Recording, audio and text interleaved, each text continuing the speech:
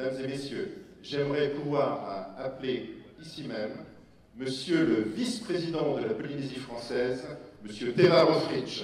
Just a great applause for our Vice President, Mr. Teva Rothricht.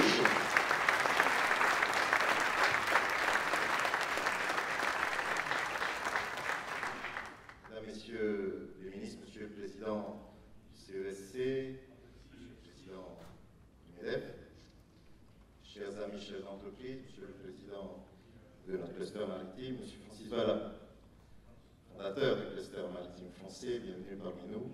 C'est un vrai plaisir de vous avoir parmi nous. Bonjour messieurs. Chers amis, chers étudiants, Yorana, Tato Farerega.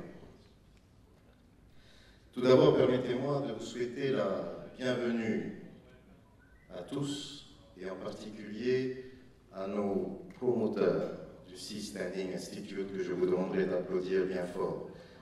Bienvenue en Polynésie française. Merci beaucoup. Le président Edward Fritsch est actuellement en métropole. Il faut que je marque un temps d'arrêt pour la traduction. No, you can go on, Mr. Fritsch. Donc il est actuellement en métropole pour une rencontre avec notre président de la République, M. Emmanuel Macron. Il nous tient à cœur que la Polynésie française évolue et se développe dans un cadre institutionnel confiant avec les plus hautes autorités de la République. Et vous savez combien l'élection du plus jeune président que la République française n'aura jamais connu pourrait apporter un souffle de dynamisme et d'innovation dans tout le pays. Ce même souffle qui nous réunit aujourd'hui.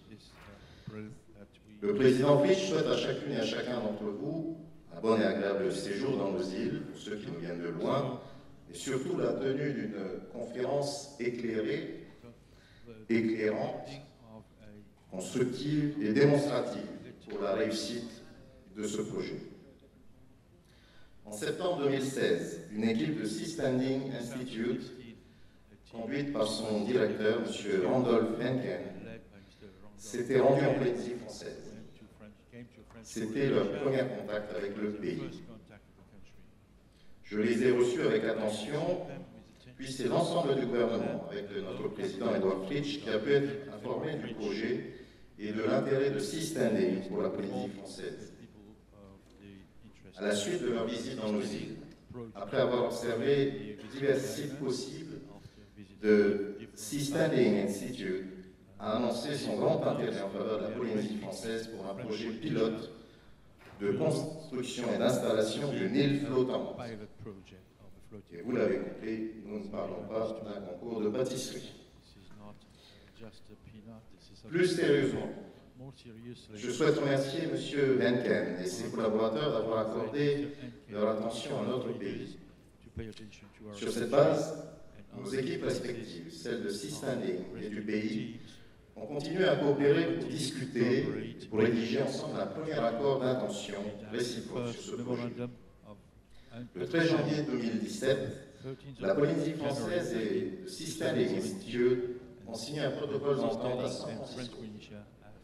Le ministre porte-parole du gouvernement, ici présent, M. Jean-Christophe Buissou, s'est déplacé en Californie et a signé le protocole au nom de la Polynésie française.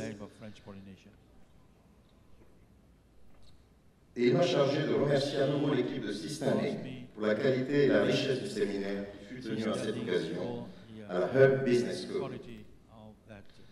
Au cours de ce séminaire, nous avons pu nous rendre compte que des diverses technologies internationales existantes que l'on peut rassembler autour d'un projet aussi complexe que représente la construction durable d'une île flottante. La qualité des technologies présentées fut de nature à nous rassurer sur le sérieux, s'il le fallait, mais surtout sur la volonté et la capacité de Sea Standing Institute et de ses partenaires à proposer et à opter pour des technologies propres et innovantes.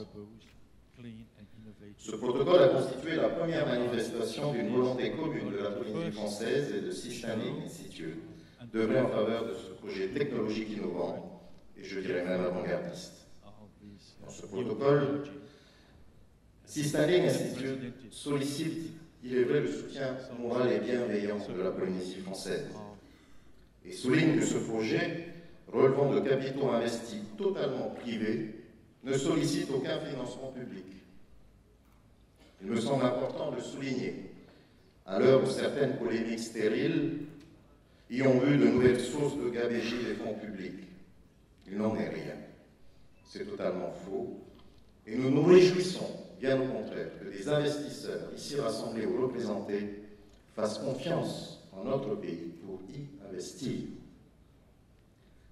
Depuis la signature de ce protocole, Seastanding Institute a pu immédiatement engager les études de faisabilité de ce projet d'île flottante. À la suite de l'année 2017, et selon les résultats de ces études, un prototype pourrait voir le jour dans les 5 années qui suivront. Pour les îles plus grandes, il faudra certainement attendre encore quelques années de plus avant que le concept ne soit finalisé.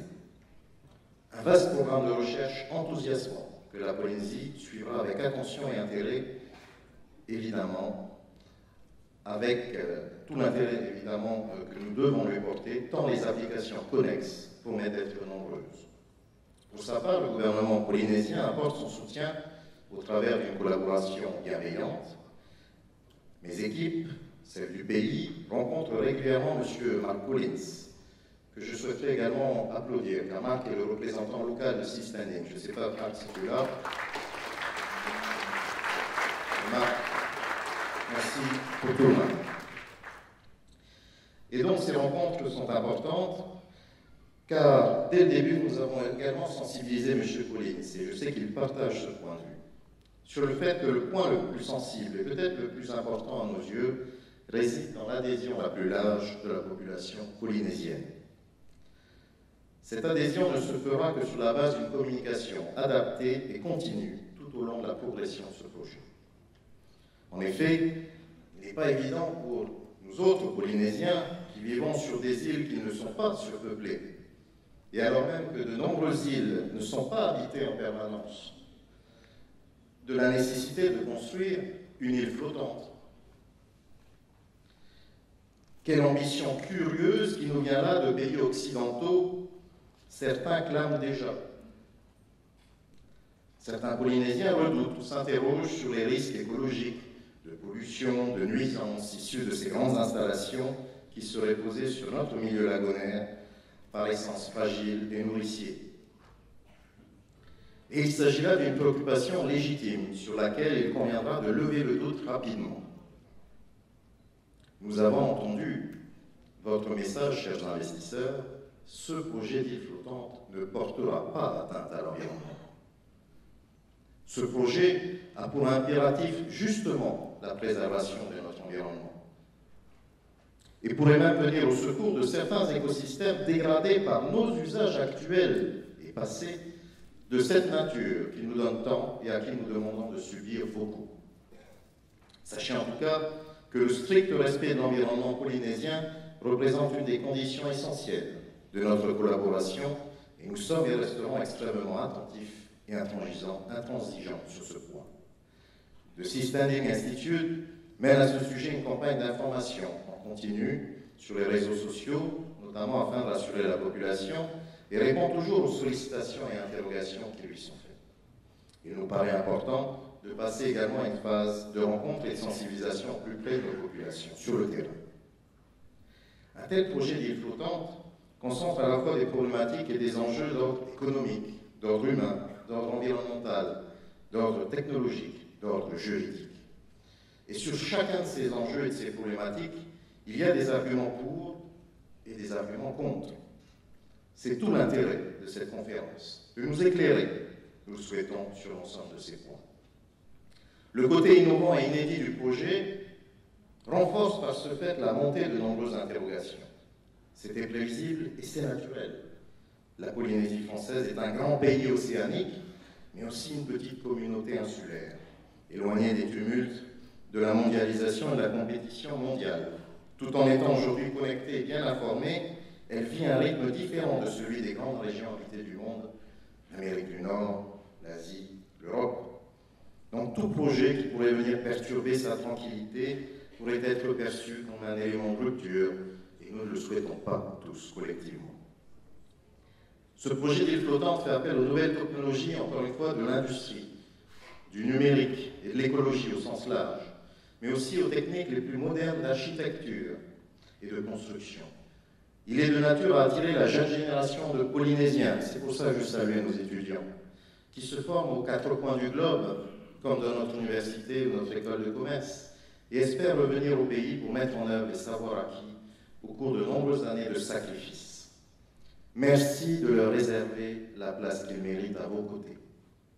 Pour faire aussi de ce challenge technologique une véritable œuvre de promotion de l'exemplarité, de l'excellence polynésienne, j'ose le terme, en portant haut les valeurs de l'effort, des connaissances, de la connaissance et de la curiosité, source de toute découverte.